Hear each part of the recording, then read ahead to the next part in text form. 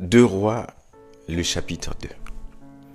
Et on voit Élie qui est en train de vouloir monter au ciel par la puissance de l'Éternel, qui va poser cette question à son fils Élisée.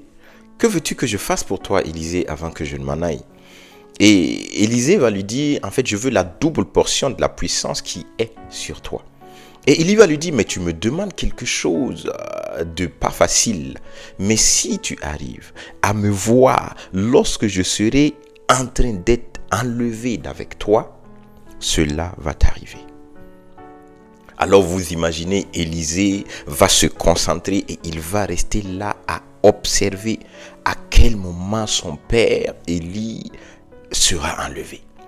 Et lorsqu'ils seront séparés, le récit nous dit qu'un char maintenant de feu va venir et va commencer à enlever Élie devant Élisée.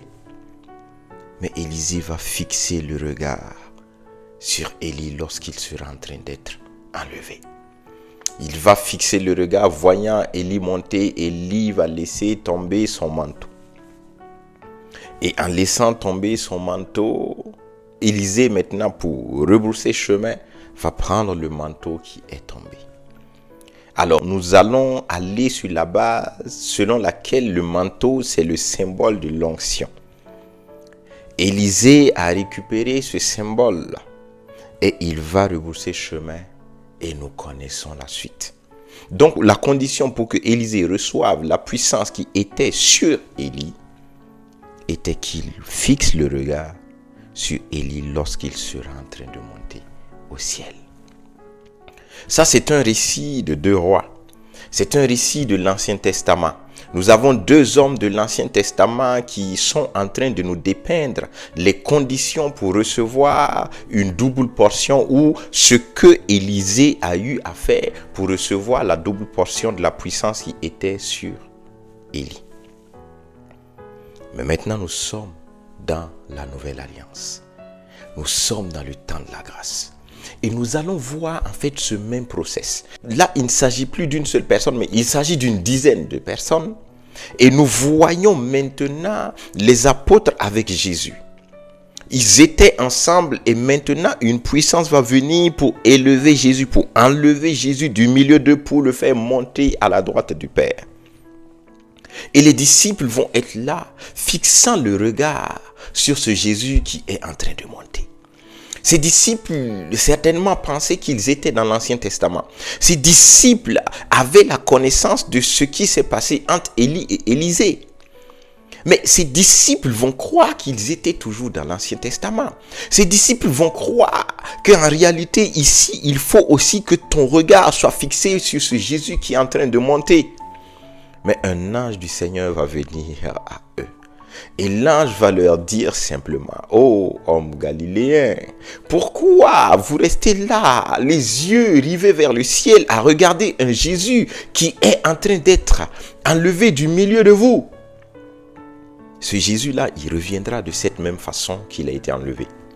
Et Jésus leur avait dit, en fait, oui, mon retour, cela vous importe parce que vous ne pouvez pas savoir à quel moment j'allais revenir. Mais vous, la seule chose que je vous demande, c'est d'être mes témoins. C'est d'aller partout et de prêcher la bonne nouvelle. Mais le Jésus qui était en train d'être enlevé du milieu d'eux, leur avait aussi dit, repartez dans la chambre haute. Repartez à Jérusalem, demeurez-y jusqu'à ce que vous recevez une puissance.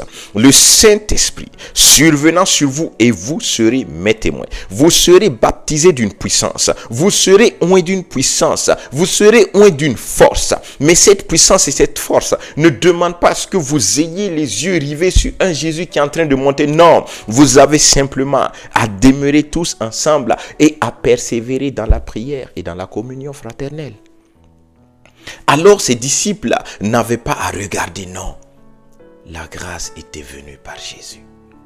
Et cette grâce était simplement que vous restiez sur la base de la parole du Seigneur Jésus, que vous restiez tous ensemble, que vous priez comme Jésus vous a montré et que vous demeuriez-y ensemble simplement. Et vous allez voir le Saint-Esprit venir. Élie ne pouvait pas donner la puissance qu'il avait à quelqu'un d'autre.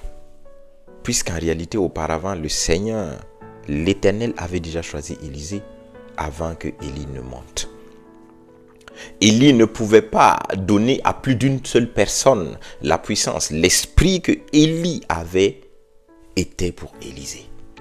Mais l'esprit que Jésus avait, l'esprit avec lequel Jésus-Christ opérait sur la terre, était réservé pour tout chrétien qui croirait en ce Jésus-là.